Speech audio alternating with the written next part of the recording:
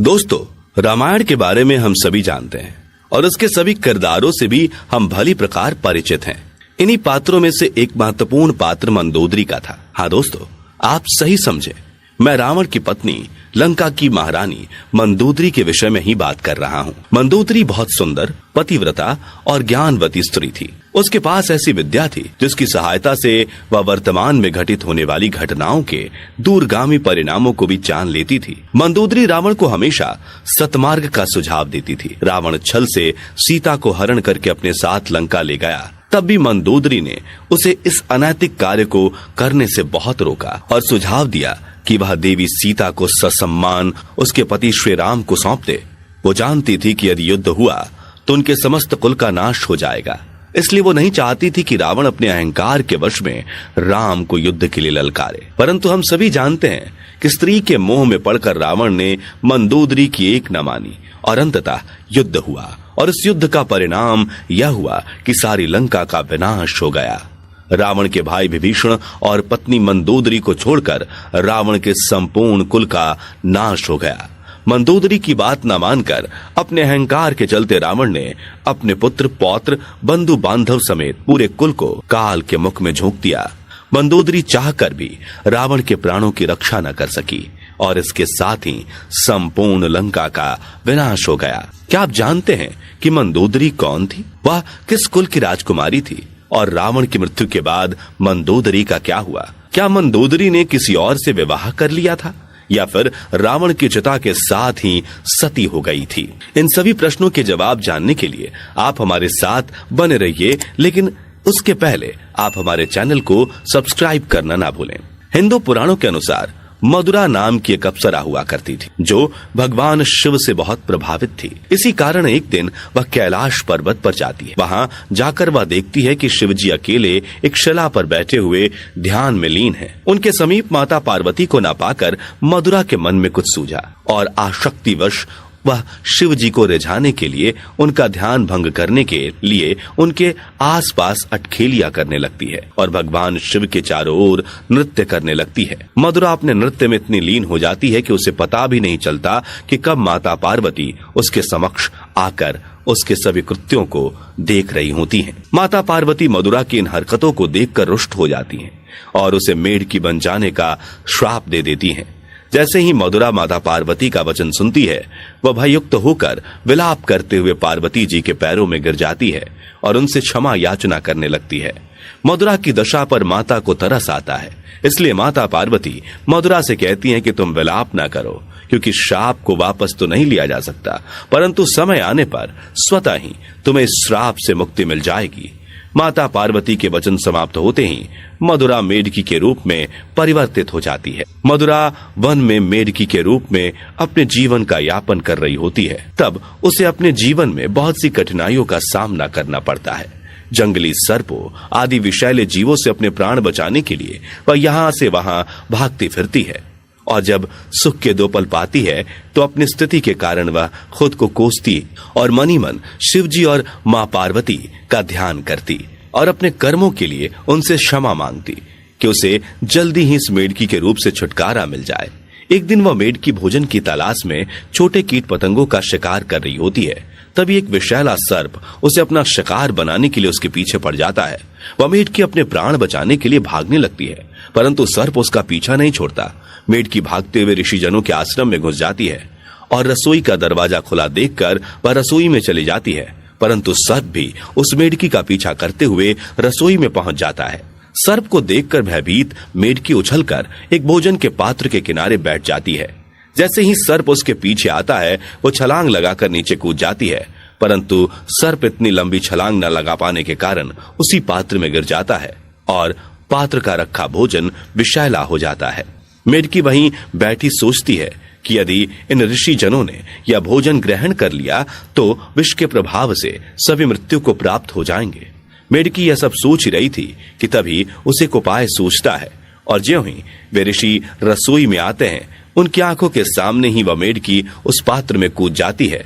क्योंकि अब वह भोजन खाने योग्य नहीं है, तो वे ऋषिजन उस पात्र के भोजन को एक वृक्ष के नीचे फैला देते हैं। वृक्ष को जमीन में डालने के बाद वे सभी देखते हैं कि उस पात्र में तो उस मेढकी के अतिरिक्त एक सांप भी है। जिसे देखकर उसके विषैले होने का साफ साफ अंदाजा लगाया जा सकता था। सभी ऋषि उस सर्प को देखकर समझ जाते हैं कि इस मेढकी ने हमारे प्राण बचाने के लिए अपने प्राणों की आहुति दे दी। सभी ऋषिजन उस मेढकी के इस कृत्य की बहुत सराहना करते हुए उसे जीवित करने का निर्णय लेते हैं। वे सभी अपनी शक्तियों के पुंज से उस मेढकी को एक सुंदर कन्या के रूप में जीवित कर देते हैं, किंतु ऋषिजन उस कन्या को अपने साथ नहीं रख सकते थे। इसलिए उन्होंने ऋषि कश्यप के पुत्र मायासुर को उस कन्या को सौंप दिया। मायासुर और उसकी पत्नी हेमा ने उस कन्या का लालन पालन अपनी पुत्री के समान ही किया और अपनी पुत्री का नाम मंदोदरी रखा। मंदोदरी के पिता की असुरों में बहुत ख्याति थी। मायासुर को असुरों का विश्वकर्मा कहा जाता था। उसके पास इतनी अनुपम कला थी कि वह जब और जहां चाहे एक सुंदर नगर का निर्माण करने में सक्षम था। यह वरदान उसे स्वयं ब्रह्मा जी से प्राप्त था। मायासुर ने अपनी पत्नी हेमा को मंडोर नामक नगर उपहार स्वरूप भेंट किया था, जो आज के समय में जोधपुर शहर के मंडोर नामक स्थान के रूप में विख्यात है। अब हम जानेंगे कि रावण और मंदोदरी का विवाह कैसे हुआ। एक बार रावण मायासुर से मिलने के लिए मंडोर आता है और वहां उसकी नजर मंदोदरी पर पड़ती है और वह मंदोदरी पर इतना मोहित हो जाता है कि वह उससे विवाह करने के लिए आतुर होता है और मायासुर के समक्ष मंदोदरी और उसके विवाह का प्रस्ताव रखता है। किंतु रावण पहले ही विवाहित था और उसकी बहुत सी रानियां थी, इसलिए मंदोदरी ने विवाह का प्रस्ताव ठुकरा दिया। जब मायासुर ने रावण और मंदोदरी की कुंडलियों का मिलान करने के लिए राजपुरोहित को बुलाया तो राजपुरोहित ने मायासुर को इस विवाह को न करने की सलाह दी। विवाह न करने के कारण पूछने पर राजपुरोहित ने कहा कि हे असुरराज, इन दोनों की कुंडलियों का मिलान करने पर मुझे ज्ञात होता है कि विवाह के पश्चात राजकुमारी मंदोदरी को वैधव्य भोगना पड़ेगा। उस समय रावण भी वहीं पर उपस्थित था। राजपुरोहित की बात सुनकर वह जोर जोर से हंसने लगता है और कहता है कि मूर्ख ब्राह्मण, क्या तू नहीं जानता कि मैं लंका अधिपति रावण तीनों लोगों का विजेता हूँ। शिवजी ने मुझे अजय होने का वरदान दिया है। राजपुरोहित अपना अपमान देखकर वहां से चुपचाप चला जाता है। रावण की ख्याति और उसके डर के कारण मायासुर उसके विवाह के प्रस्ताव को मानने के लिए विवश हो जाता है और न चाहते हुए भी मंदोदरी अपने पिता की बात को स्वीकार कर लेती है। इसके पीछे एक कारण मंदोदरी को प्राप्त वरदान भी था, जिसके कारण अंततः उसका विवाह रावण से हुआ। एक प्रचलित कथा के अनुसार मंदोदरी शिवलेश्वर नाथ मंदिर में भगवान शिव की आराधना किया करती थी, जो कि आज के मेरठ के सदर इलाके में है।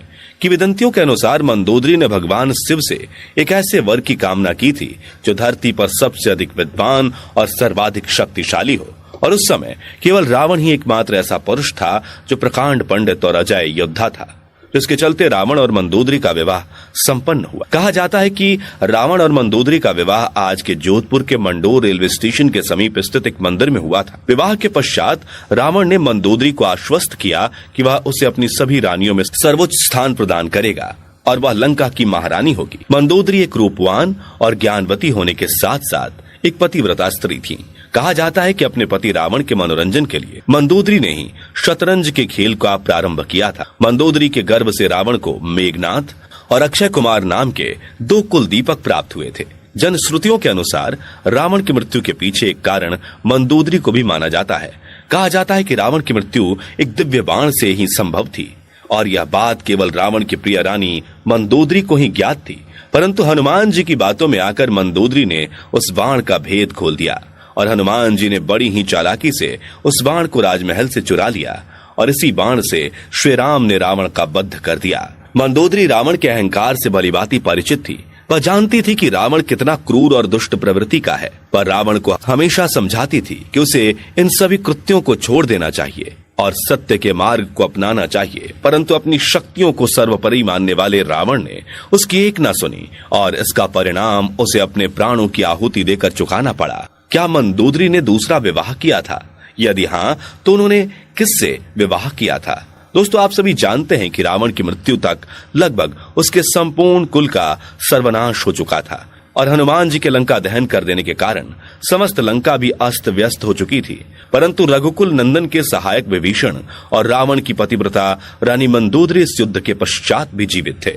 युद्ध के पश्चात जब मंदोदरी को यह संदेश मिला कि रावण मृत्यु को प्राप्त हो गया है, तो वह खुद को रोक नहीं पाती है और महल से भागती हुई विलाप करते हुए युद्ध भूमि में पहुंच जाती है और रावण के शव के समक्ष बैठकर तीव्र स्वर के साथ अपनी वेदना को प्रकट करने लगती है। वह वेदना से इतनी भर जाती है कि वह रावण के शव के साथ सती होने का आग्रह करती है, परंतु वहां उपस्थित लोग उसे ऐसा करने से रोक लेते हैं। बहुत अनुनय विनय के पश्चात वह पुनः अपने महल को लौटती है। श्री राम अपने द्वारा विजित लंका के उज्जवल भविष्य के लिए लंका का सारा राजपाट विभीषण को सौंप देते हैं और मंदोदरी के समक्ष विभीषण से विवाह करने का प्रस्ताव रखते हैं। परंतु मंदोदरी द्वारा कोई उत्तर न मिल पाने पर श्री राम अपनी पत्नी सीता और अनुज लक्ष्मण समेत अयोध्या के लिए प्रस्थान करते हैं।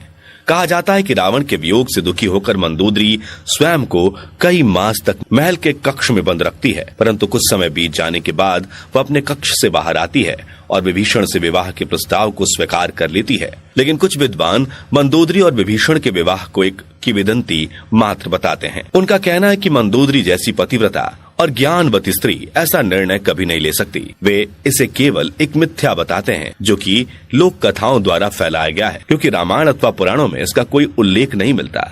इसलिए इनके विवाह का सच्चाई से कोई लेना देना नहीं है। तो दोस्तों, इस बारे में आपकी क्या राय है?